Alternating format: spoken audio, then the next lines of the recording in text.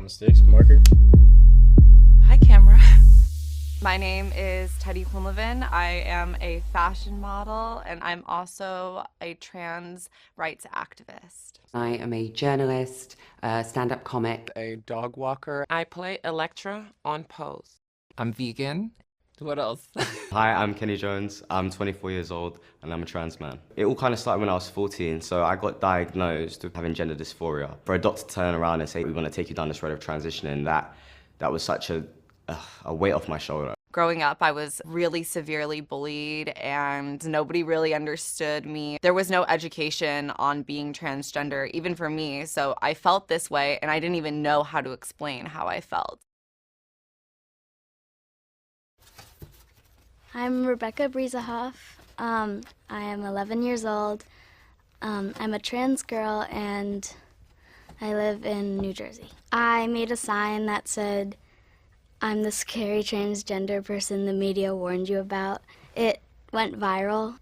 It's made me want to make my story heard and be a message of hope to others who aren't as lucky as me.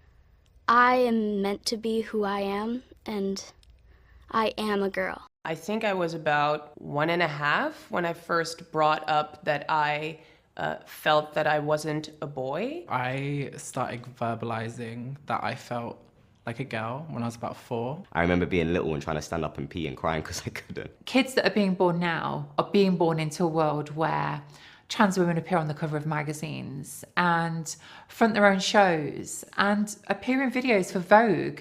And that wasn't the world that I was born into. A positive thing about being myself in 2018 is that there's more awareness that people like me exist.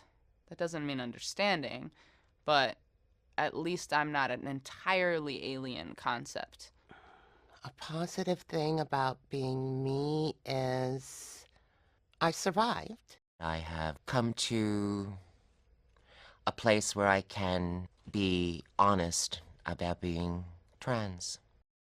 I have the language to express who I am as a person and to feel empowered that there's nothing wrong with me, that I am who I am and who I am is valid. I was part of the Vogue Power List, the 25 women shaping the world. This was a huge recognition both on the personal side but also on the professional side, with the creation of our skincare line Orveda. So this is, for me, the big news of 2018, and it's very strong that a magazine like Vogue has recognized my story, my achievements. One positive thing about being me in 2018 will be to not give a damn of what people think. My name is Laverne Cox. Well, first of all, I don't like to deal in positive or negative because that's a binary, and I think we should be moving beyond binaries. So I would rephrase that question and say one of the affirming things about being me in 2018 is that I get to be me. I mean, I'm Laverne Cox.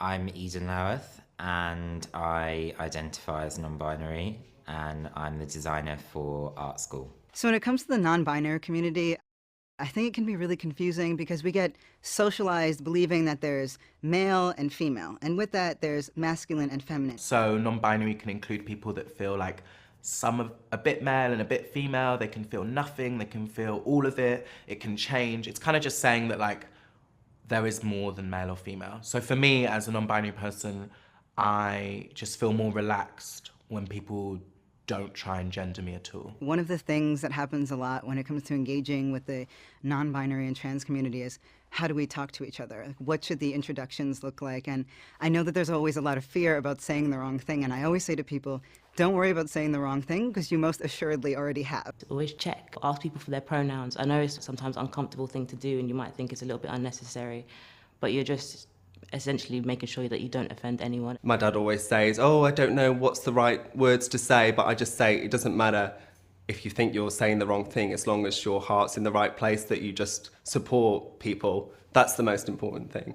My name is Alok, and I use they, them pronouns. One negative thing about being me in 2018 Is that violence against people like me is escalating. What this looks like is a whole host of things, but oftentimes it's people staring at me, taking photos without my consent, pushing me, telling me that I shouldn't exist. This also continues online. Whenever I post a photo of myself, people tell me that I'm an abomination. That me and my partner are disgusting. I've had to come off a lot of social media because of the anti-trans backlash in order to protect my mental health. Being trans in South Wales is quite difficult because I struggle with anxiety issues, so I don't really go out that much. There's not really that many safe spaces in Newport or Cardiff. When I used to live in Brighton, there was a lot more gender-neutral toilets, which I found a lot more comfortable. When folks are like, we don't want transgender women going to the women's room, we're really talking about we don't want trans people to exist. And I feel like there's been throughout my life efforts to erase me, and what I mean by that is erase my womanhood. In the face of all kinds of policies that try to erase us, in the face of murders, trans people persist. We exist, and we will never be erased. We cannot be erased, eradicated, dismissed, or invalidated. We aren't going anywhere, and it's incredible.